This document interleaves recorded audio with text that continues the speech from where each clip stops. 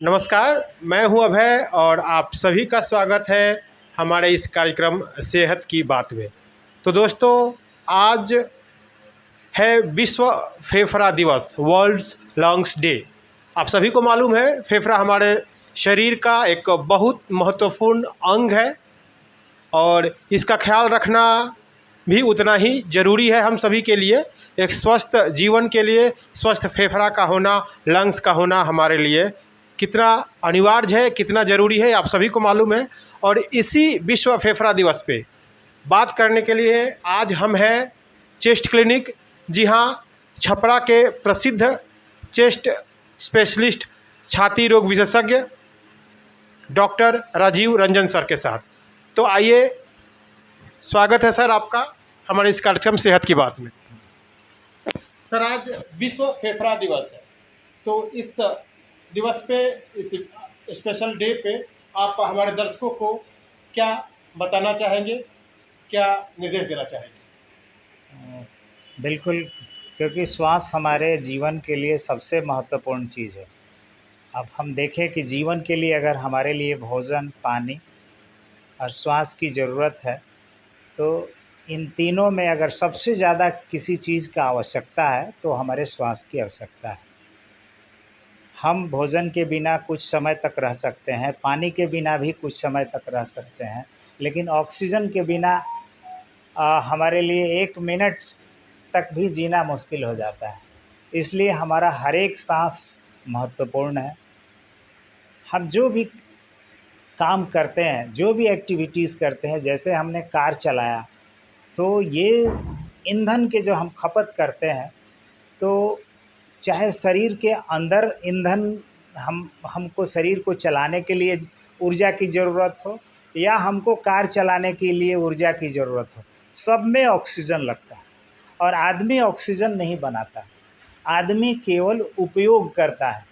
और हमारा फेफड़ा वो अंग है जो वायुमंडल से ऑक्सीजन को लेके और हमारे शरीर को देता है, जिससे हमको ऊर्जा मिलती है। सही दृष्टि में देखें तो ऑक्सीजन से ही हमको ऊर्जा, असली ऊर्जा मिलता है। हर एक जो केमिकल रिएक्शन के बाद जो हमको काम करने का जो एटीपी के रूप में ऊर्जा मिलता है, वो ऑक्सीजन से ही मिलता है। तो ऑक्सीजन हमारे लिए ज़रूरत है, और हमको इसके लिए अपने श्वासों को नियमित बनाना है। पहला चीज़ ये है कि हम किसी भी तरीके से अपने फेफड़े को हार्म ना पहुंचाएं। स्मोकिंग ना करें, अगर गांजा पीते हैं तो उसको बंद करें, बीड़ी पीते हैं उसको बंद करें। इस तरीके की कोई भी एक्टिविटी जो हम खुद करते हैं और फिर बीमार होकर डॉक्टर के पास जाते हैं, इसको ना करें। इससे होने वाली जो अनेकों बीमारियां हैं, अभी तो सीओपीडी बहुत ज़्यादा बढ़ गया है, खासकर इंडिया में ये दूसरे नंबर की बीमारी है, श्वास की बीमारी सीओपीडी, दम्मा। और विदेशों में तो ये बीमारी सिगरेट पीने की वजह से होती है। अपने देश में जो होता है, वो हम लोग लकड़ी के चूल्हे पे जो खाना पकाते हैं या कोयले का इस्तेमाल करते हैं, बंद घर में छोटे से कमरे में लकड़ी के चूल्हा जलाते हैं जहाँ से धुआं का प्रोडक्शन होता है, पराली जलाने, इन सब चीज़ों से जो धुआं का एक्सपोजर होता है, उसकी वजह से फेफड़े की बीमारी, दम्मा, ये सब हो रहा है। दूसरा चीज़ ये है कि किसी भी तरीके से हम जो वायुमंडल में जो ऑक्सीजन है, 21% ही ऑक्सीजन है हमारे वायुमंडल में, हम उसको पॉल्यूट ना करें, कोई एक्टिविटी ना करें जिससे कि हमारा वायुमंडल का जो ऑक्सीजन है वो पॉल्यूट हो। तो जितने भी हम लोग फैक्ट्री चलाते हैं, जैसे कि चिमनियाँ चलती है, कार हम लोग चलाते हैं, तो उससे जो धुआं निकलता है वो हमारे वायुमंडल को दूषित करता है। और वायुमंडल में को अगर हम दूषित कर रहे हैं, तो इसका मतलब कि हमारा प्राण वायु जो ऑक्सीजन है वो कम हो रहा है। आप देखते होंगे कि जिस समय जाड़े का सीज़न आता है, बहुत मात्रा में जब पराली जलाई जाती है खेतों में, तो उसका असर ये होता है कि एयर क्वालिटी इंडेक्स पूरे उत्तर भारत का सांस लेने योग्य नहीं रह पाता है। तो ये हमें जागरूक होने का विषय है। बहुत ज़रूरी है कि हम इस चीज़ से अपने को बचाएं और हम इसमें बहुत कुछ कर सकते हैं।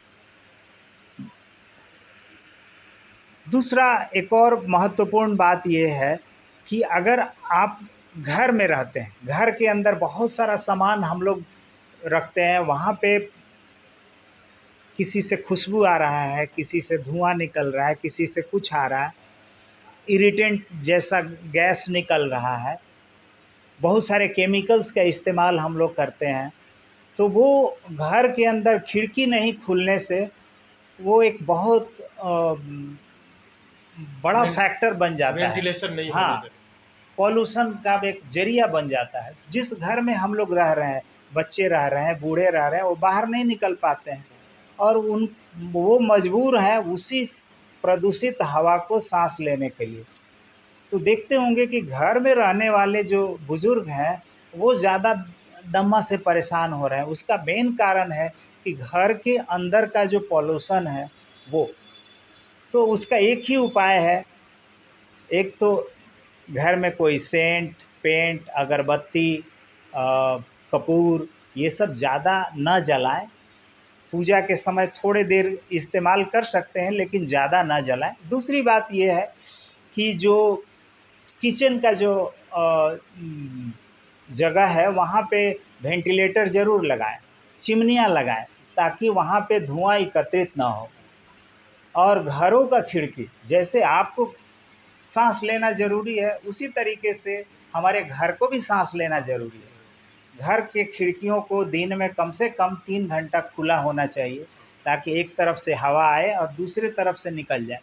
तो इससे क्या होगा कि हमारे कमरे के अंदर फ्रेश एयर बना रहेगा। अगर आप ये भी नहीं कर पाते हैं तो उस स्थिति में आप घर के अंदर एयर प्यूरीफायर लगा सकते हैं।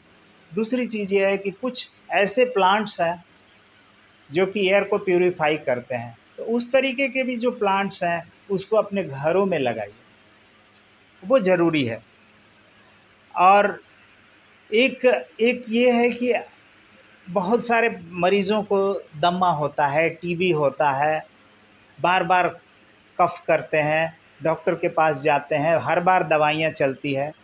तो इन सब से बचने के लिए कम से कम इन सब बीमारियों के रोकथाम के लिए टीके बने हुए हैं, जो कि सरकारी टीकाकरण कार्यक्रम है उसमें उसको अभी नहीं जोड़ा गया है क्योंकि टीके इसके महंगे आते हैं।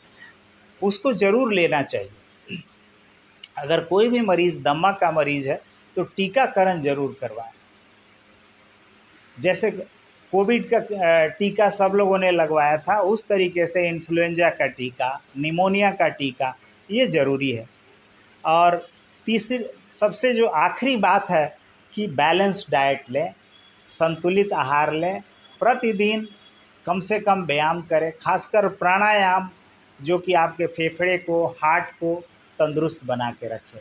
और आप सब लोगों को इस विश्व फेफड़ा दिवस पे मैं धन्यवाद देना चाहूँगा।